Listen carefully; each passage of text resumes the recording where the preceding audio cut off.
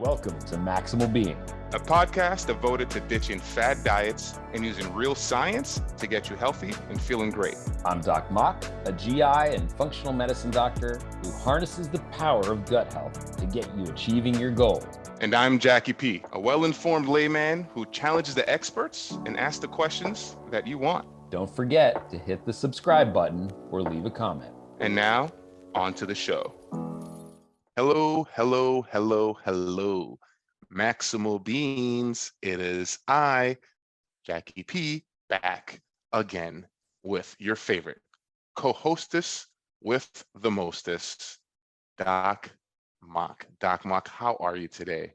I mean, I feel like after that introduction, I'm just like a little bit better. I feel like there's like a little bit of a vibe to it. You know, you're kind of like riffing a little bit. And for those of you that are only listening, like he's dancing around a little bit. And unlike myself, the man can dance. So it has been recorded on video, but I'm great. I'm Doc Mok. I'm a functional medicine doctor and an advanced endoscopist, which is a fancy type of GI doctor that removes and diagnoses GI cancers. Don't forget to hit the subscribe button, leave us a comment if you have not done so already. That does help us to get the word out. And I'm here with Jacky P, who is just, I think, the smartest man on the planet Earth. First of all, Doc Mok, thank you. I appreciate that. But we all both know that you are the in-house genius. All right. Also, by the way, Doc Mok, happy belated birthday. Thanks. I turned 21 for the 19th time, but 21. Finally get some drinks. Yeah, that's right. Yeah. No, I turned 40, which I feel like is a big milestone, Jacky P. I know you're not there yet, and I don't know how 40 is supposed to feel, but I don't know. 40 seemed old when I was like 21. Yeah. Did it seem old to you? Yeah. When I was out, I just had this conversation with some friends, like, how your parents and your parents' friends always seemed old, no matter how old you were. Yeah. And I felt that the other day when I was talking to Quinn, and I don't know, I said some old man jokes, some dad jokes. And I was like, man, if I was like, Quinn's probably like, oh my, you're so old and corny, but think about it, one of my very, very close friends, I used to work with, 75 years old. And he said, if you didn't have a birth certificate, how old would you feel? Yeah. So how old do you feel, Doc Mok? I still feel like I'm in my 20s, Jacky P. I mean, there's some aches, definitely. Sleep is not, I can't sleep for 13, 14 hours. Maybe that's a good thing. I don't know. I get a lot more done these days, but I don't feel that way. And I don't know. I think most people celebrate their birthday in a certain way, but I celebrated by moving. I was like outside the whole day. We went snorkeling on the coral reefs in Florida in the morning, which was like amazing. We did like a little bit of hiking around the Florida Keys. And then we went to stand up paddleboarding through like the mangroves in the afternoon. And wow, it's kind of good on your birthday to like roll up back to the hotel on your stand-up paddleboard and have somebody come up to you and just be like, how the hell did you guys get so far out there? Like with the current being that way, I couldn't get out there. And it's nice to just like feel that, this guy doesn't know that I just turned 40 today, but I did this thing, So it was a great way to celebrate my birthday. That's great. That's a good flex too. They're like, listen, my calf muscles might be huge, but my core is just as strong, just as powerful. Right. That's right. And that brings us to today's topic, right? Doc Mok, aging, right? Yeah. It is the great myth and the thing that we all battle. And it's the only thing I think, honestly, is just they say death and taxes, right? Aging is part of that, right? Mm-hmm. The second, Quinn asked me just today, he was like, are you still growing? Because we was talking about how much he's grown. I was like, Quinn, it's a good question. I'm going to ask Doc Mok and get back to you, right? Yeah. Because, there's got to be some sort of a bell curve where, everyone tells me that I look taller the last time they saw me. But maybe they're just looking at my self-esteem or something. I don't know. I mean, I feel like you always look taller on camera, but maybe that's just me. But I think we all grow. over time, just maybe not in the ways that we want to. Yeah. I mean, technically speaking, we stop our bone growth, our structural growth around 21, 22. I think the last bone that stops growing is our clavicle. So, this bone right here.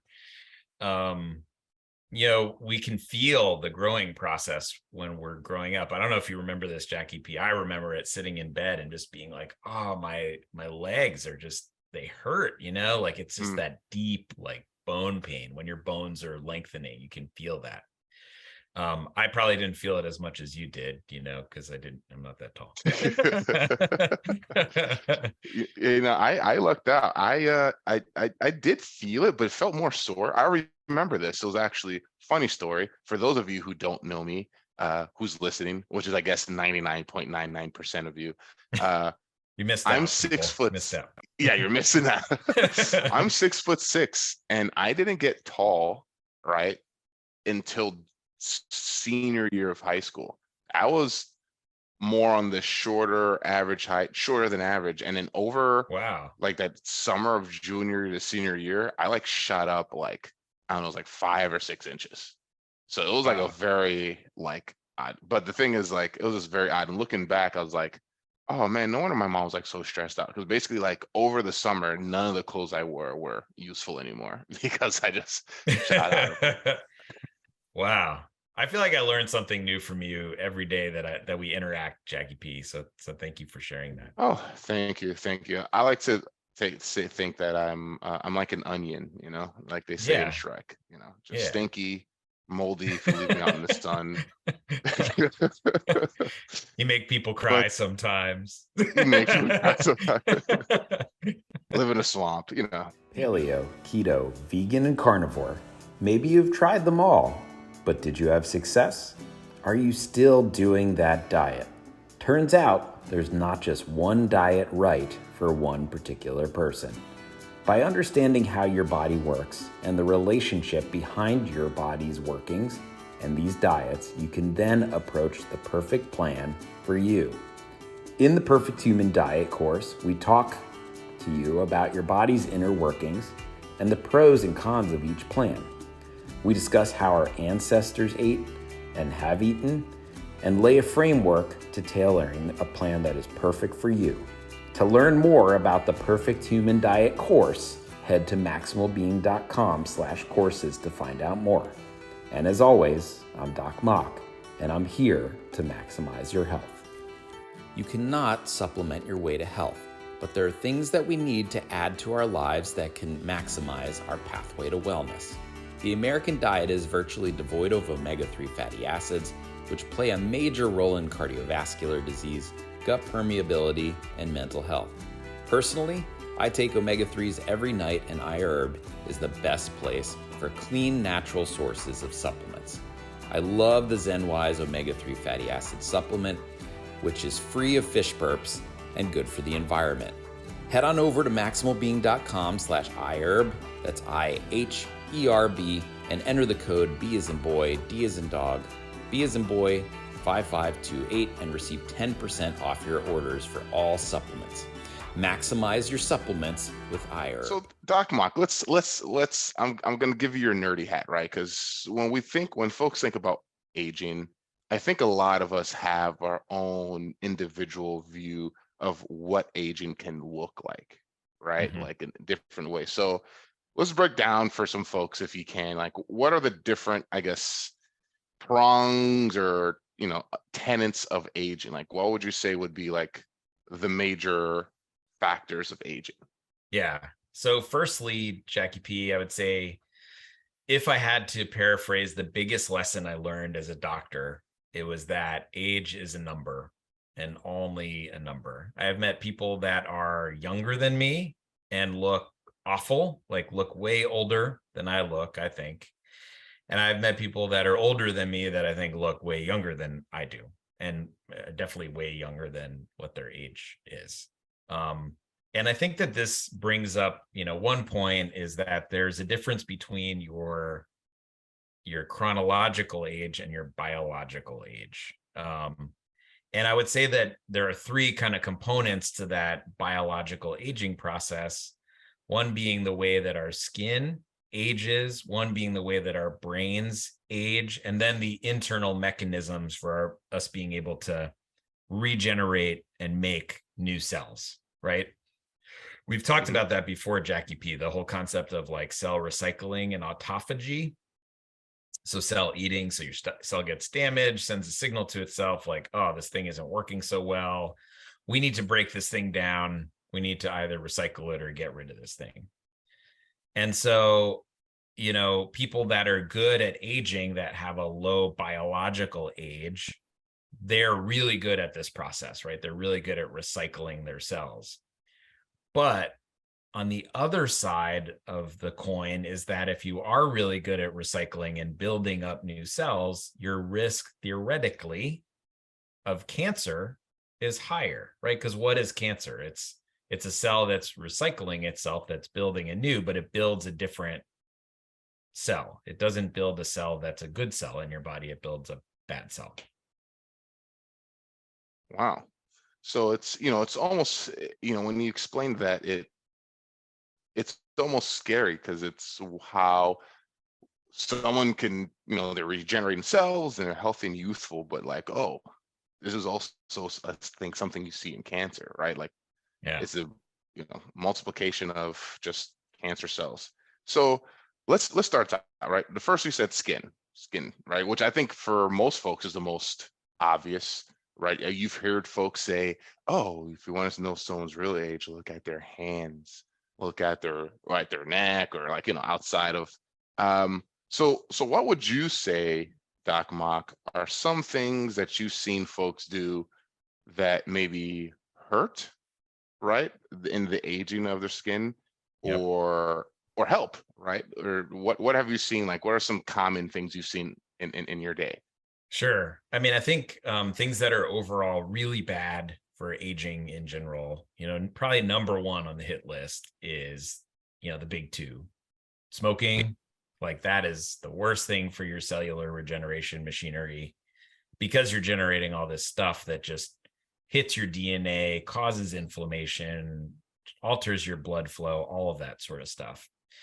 And then, you know, alcohol is another big one too. And again, you know, we've kind of popularized cocktail culture, and drinking is okay. You see it on television. People drink when they're happy and they drink when they're sad. But drinking does a lot of damage in our bodies, and it increases our risk of ultimately every cancer in the human body if you drink over the estimated amount.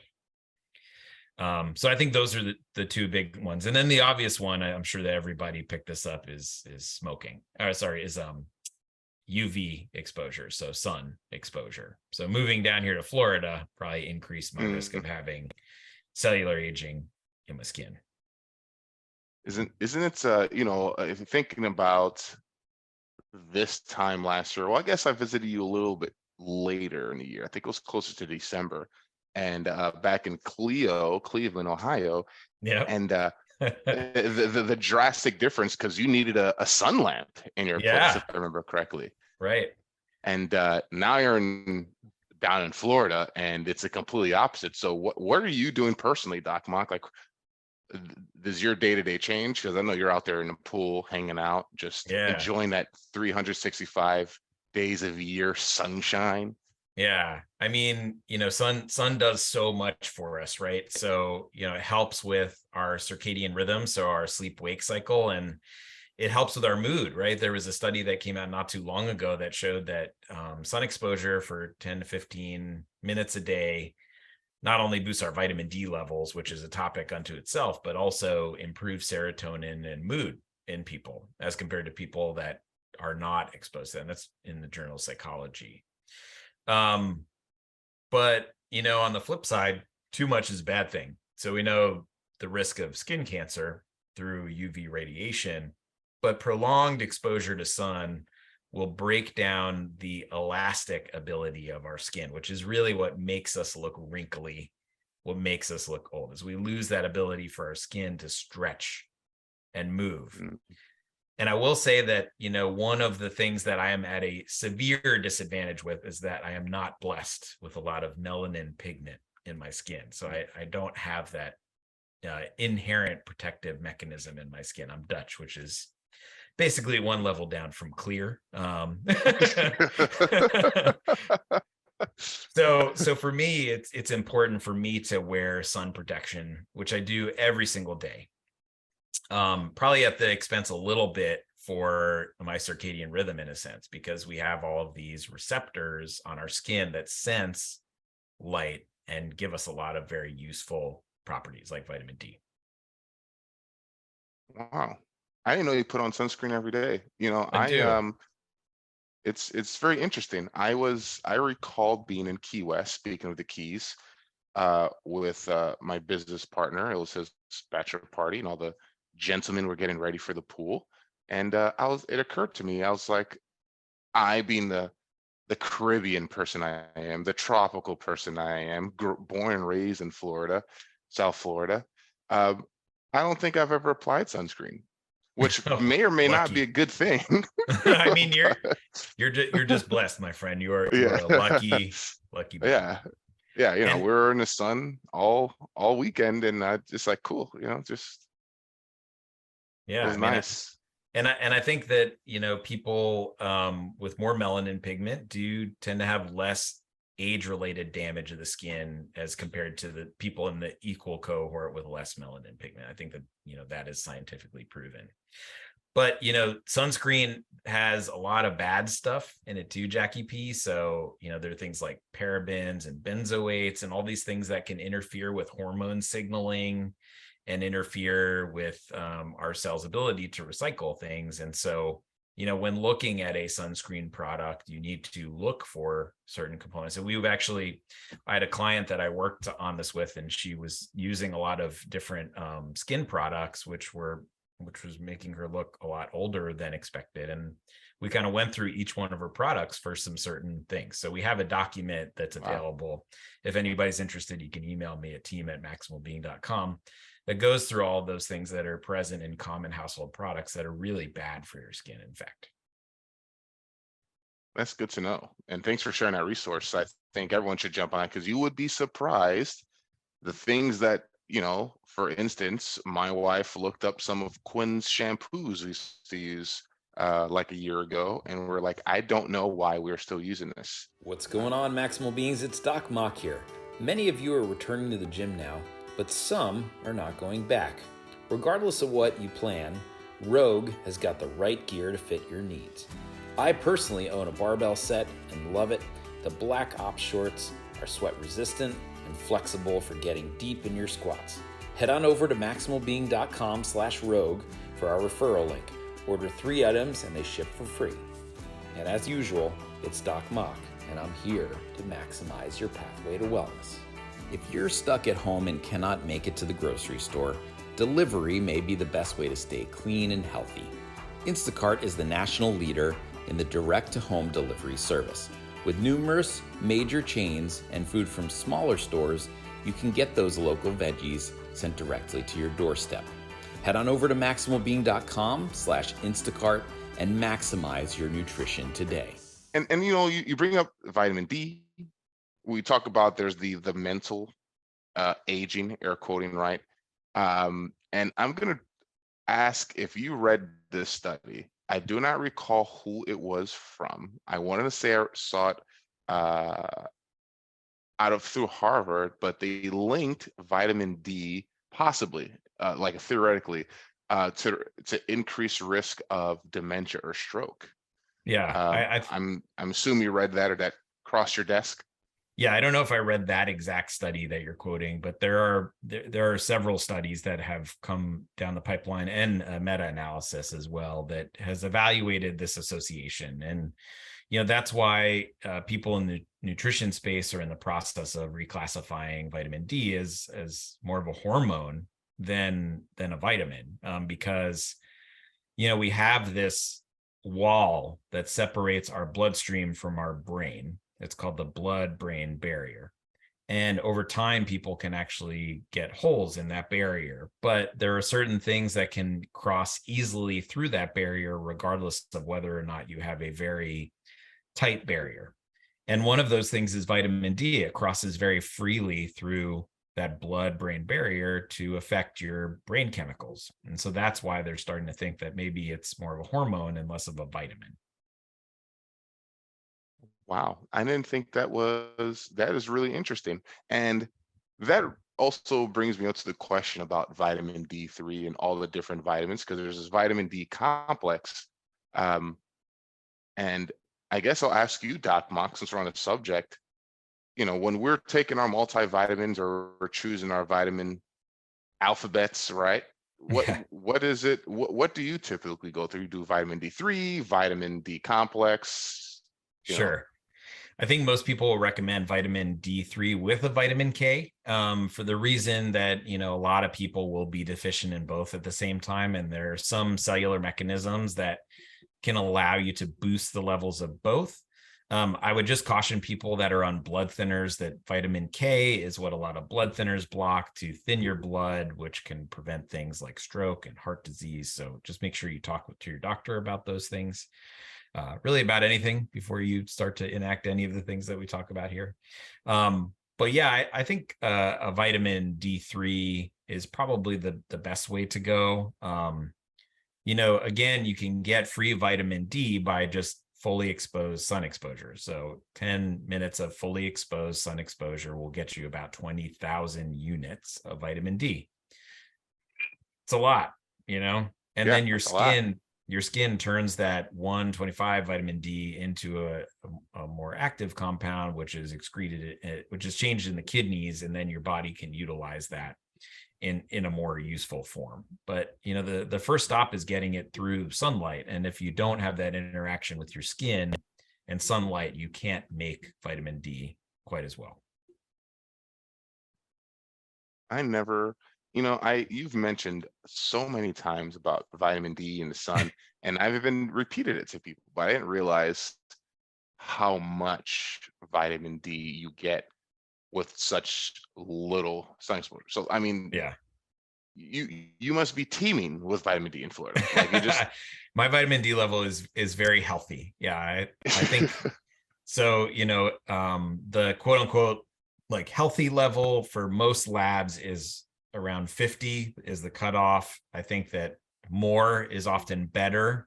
I think most people will tell you greater than 90 may be a little bit too much, but 70 is definitely better than 50 in terms of most outcomes, one of which includes risk of Alzheimer's and neurologic decline. And that is with great scientific evidence, in randomized data.